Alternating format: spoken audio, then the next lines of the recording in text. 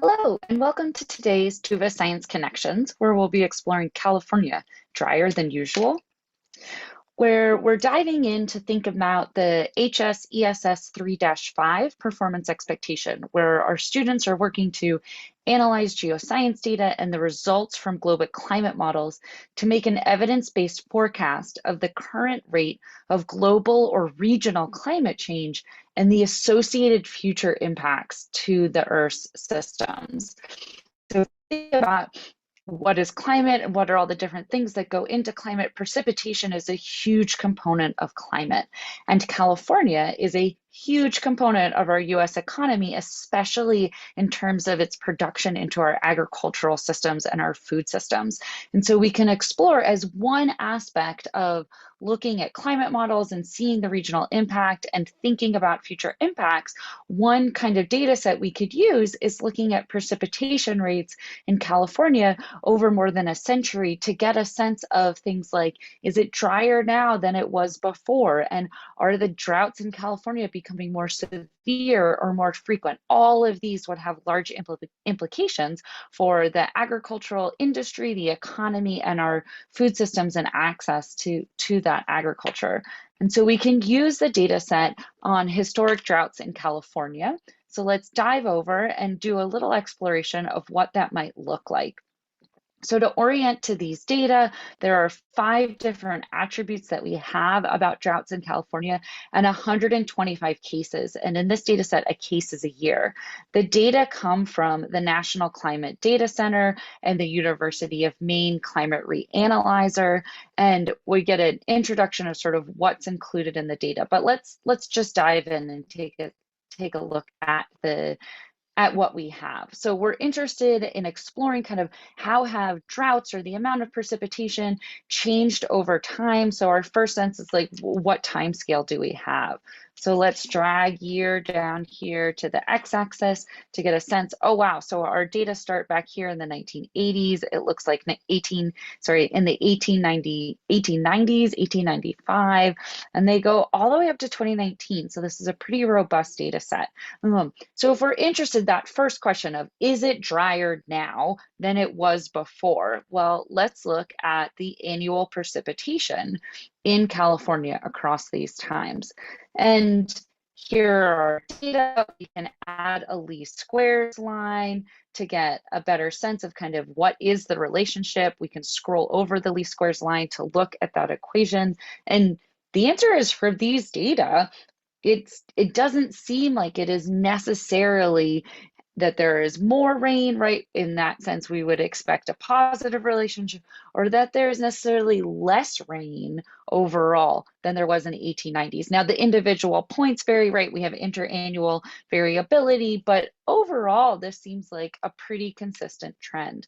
And let's, get a sense of kind of what that is. What has our kind of average amount of precipitation been? In this instance, it actually aligns with the least squares line. And so that is 22.21 inches of rain. So I'm just going to jot that down for us so that we can remember that the mean was 22.21 inches. And I'll explain in a second why I'm jotting that down.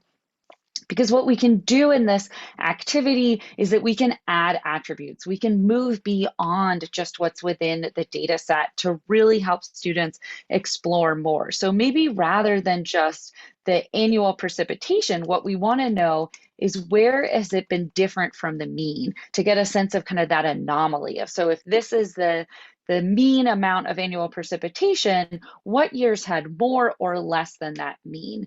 And we can create that attribute ourselves. And so what we want to do is we want to put in the annual precipitation, and then we want to subtract for each year that mean that we calculated, which I had put down here as that annotation, so that I didn't have to remember it, I could see. And so I can create that attribute. So this attribute now exists in the data set. And so I can pull it over. Here, I'm going to drop these means because it's a little confusing now. So to orient to the change in our y-axis is now it's centered around 0, right? Because we've subtracted the mean from each individual year to get a sense of where is it above the mean, where did we have more rain, and where was it below the mean, where did we have less rain. And now we can think about, so how would we think about defining that? What does this information give us? Well, if we're thinking about droughts, and if droughts are more severe, they're more frequent, it might be really helpful to think about, well, what were typically wet years versus dry years? And I'm going to make the conclusion that a wet year is anything with more than 5 inches above the mean, and a dry year is anything less than 5 inches below the mean. That is arbitrary. You can make your own choice. This is where students can drive their own decision making. But again, we can add another attribute so that we can look at that. So this is sort of wet or dry year is the attribute that we are looking to add.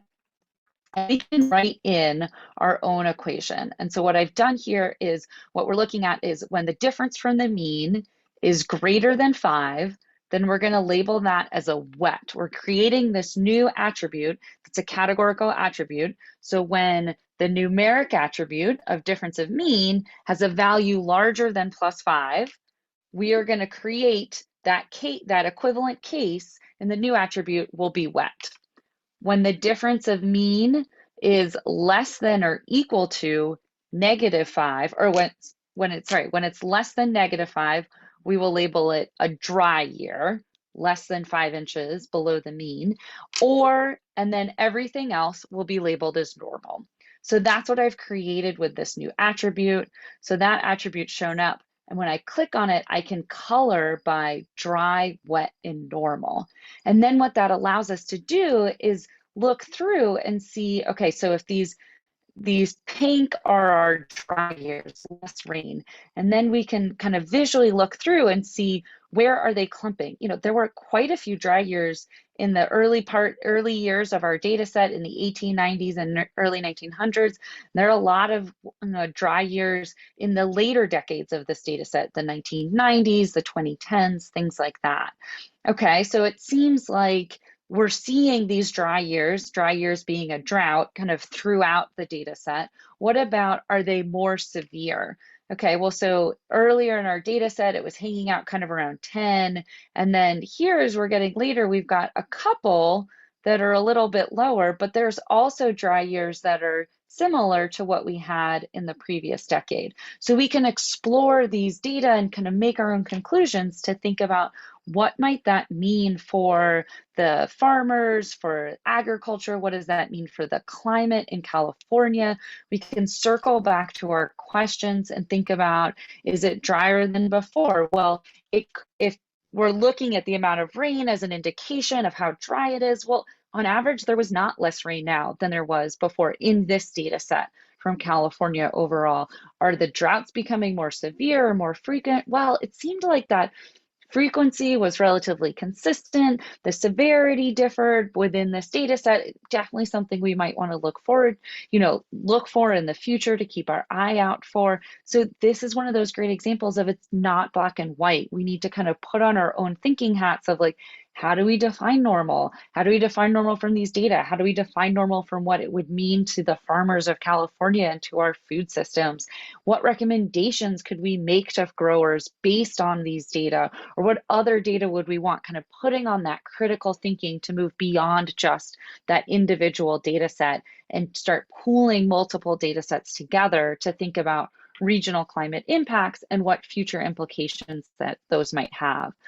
This is just one of many different data sets and activities that you can explore through our science content library. You can access them as they relate to Earth and space science, performance expectations, and other topics.